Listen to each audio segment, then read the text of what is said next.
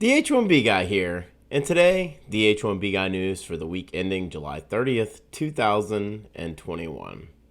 Today I'll cover wages increase, H1B Lottery wage-based selection still possible, recruiter demand, Biden administration responsible for green card wastage, and second H1B Lottery for fiscal year 2022 held.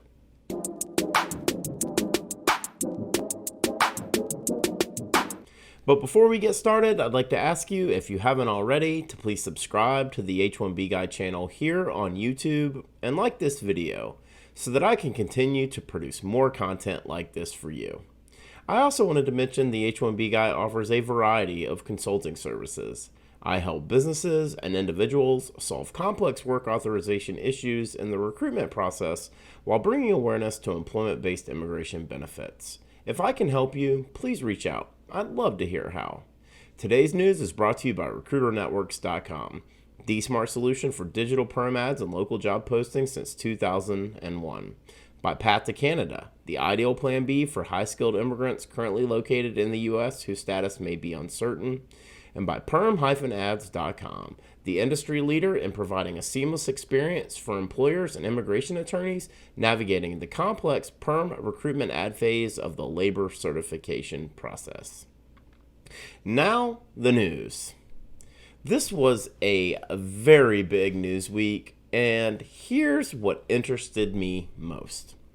On July 27th, 2021, written by Greg Iracucci for CNBC, titled "Wages Are Rising, but Inflation May Have Given Workers a 2% Pay Cut." Quote, "Workers saw their hourly pay in June jump at the fastest clip in more than a decade, yet some of them saw those gains erased by high levels of inflation.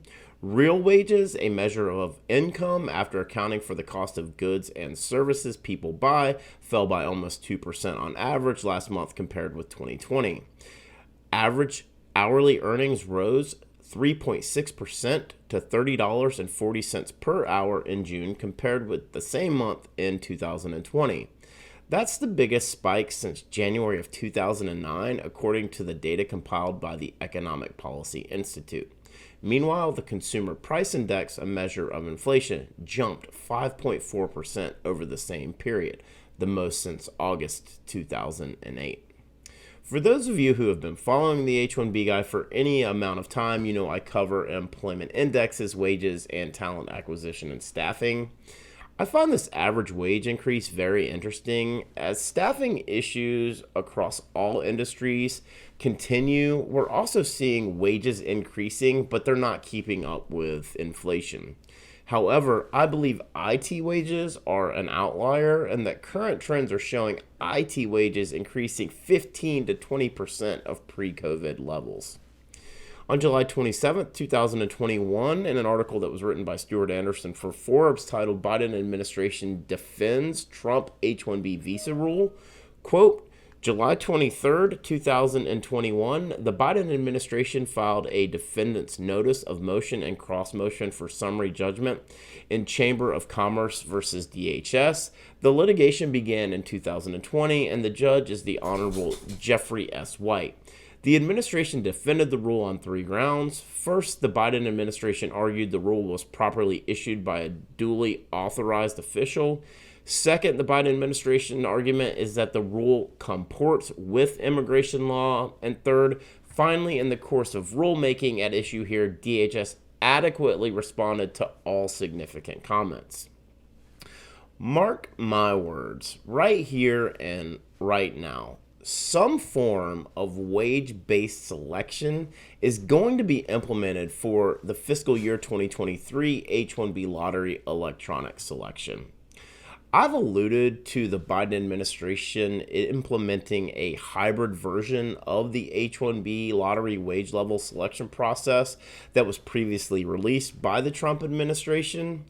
This just continues to feel more and more like DHS, USCIS, and the Department of Justice are all in favor of a transition to a wage-based selection for the H-1B lottery. In order to avoid continued litigation, the Biden administration will have to make selection possible for level 1 and level 2 applicants. And really, the only way to do so will be to have the highest wages for each level in specific MSAs available. On July 27th, 2021, written by Kate Riley for LinkedIn, an article titled "New Data Shows a Soaring Demand for Recruiters and Where You Can Find More of Them."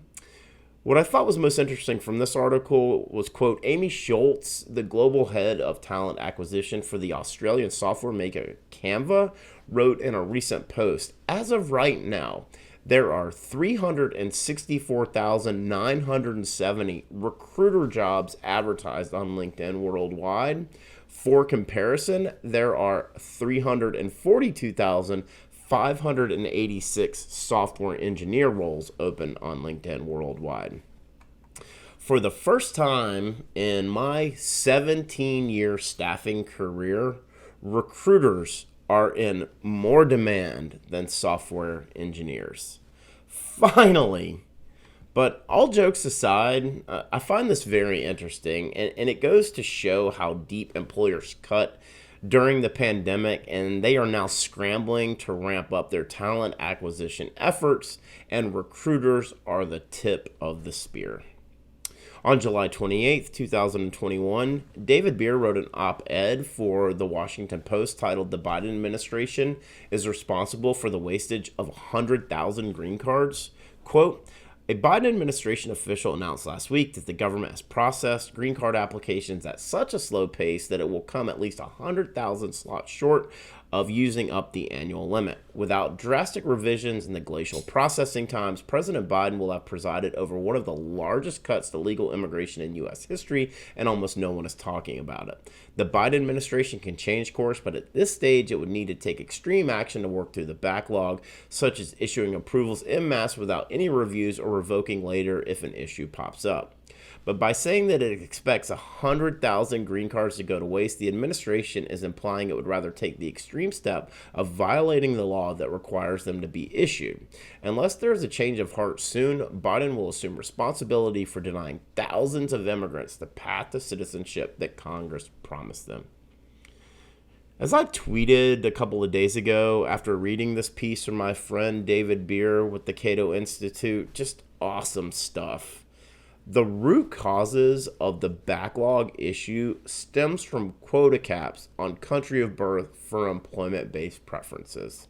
However, that does not take away from the fact shared during Chats with Charlie episode 5 that 9,000 green cards were wasted in fiscal year 2020, and an additional 100,000 will be wasted in fiscal year 2021, all because of lack of processing capabilities of USCIS. Simply put, this is a humanitarian issue that's going to require both legislative and executive action. I'm also expecting a lawsuit to be filed against USCIS due to the wastage, and I expect that will be announced sometime in the next few months. On July 29th, 2021, in a news release that was posted on USCIS.gov titled USCIS conducts second random selection from previously submitted fiscal year 2022 H1B cap registrations. Quote, we recently determined that we needed to select additional registrations to reach the fiscal year 2022 numerical allocations. On July 28th, we selected previously submitted electronic registrations using a random selection process. The petition filing period based on registrations selected on July 28th will begin on August 2nd and close November 3rd. Individuals with selected registrations will have their My USCIS accounts updated to include a selection notice, which includes details on when and where to file. I'll say that it is nice to be right every once in a while.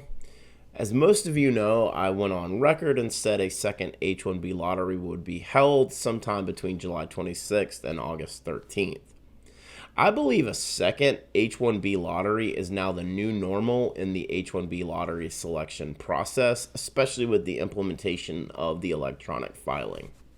For fiscal year 2022, USCIS moved the dates of the second H1B lottery up by nearly 2 weeks. @Vinod broke the news to me during the H1B Guy live on Wednesday about a lawsuit being filed against a second H1B lottery for fiscal year 2022. We'll see if that injunction has any merit in the next month or so, but it sure seems like an interesting play from a litigation basis standpoint. I'm curious if the injunction, the litigation, played a role in USCIS holding the second lottery earlier than they may have originally planned. I do want to say, however, congrats to those of you who were picked in this year's second H1B lottery. You just overcame 7% odds. For the full post on the H1B Guy news for the week ending July 30th, 2021, please check out the H1BGuy.com. And a reminder that today's news was brought to you by RecruiterNetworks.com, the smart solution for digital perm ads and local job postings since 2001. This national job board network provides recruitment websites in 1,024 major U.S. metro areas. Each local job board is its own portal and is a low-cost resource for immigration recruitment ads and job postings for all industries and professions, with a flat price of $225 per ad or $1,000 per month, regardless of which city you choose. RecruiterNetworks.com. Tell them the H1B Guy sent you. And by Path to Canada. Path to Canada provides an ideal plan B for high-skilled immigrants currently located in the U.S. whose status may be uncertain.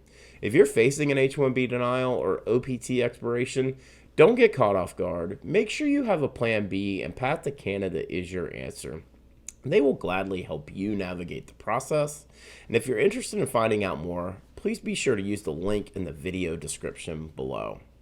And also by PERM-Ads.com, the industry leader in providing a seamless experience for employers and immigration attorneys navigating the complex PERM recruitment ad phase of the labor certification process. If you want to reduce your costs and overhead associated with PERM labor certification recruitment advertising, let PERM-Ads.com help you. Just wanted to ask you again to please like this video, subscribe to the H1B Guy channel here on YouTube, and click the bell for notifications so that you're notified anytime we post new content here to this channel. If you've made it this far, I just want to say thank you for taking the time to watch my video. I really appreciate your support. The H1B Guy, your global source for all things H1B.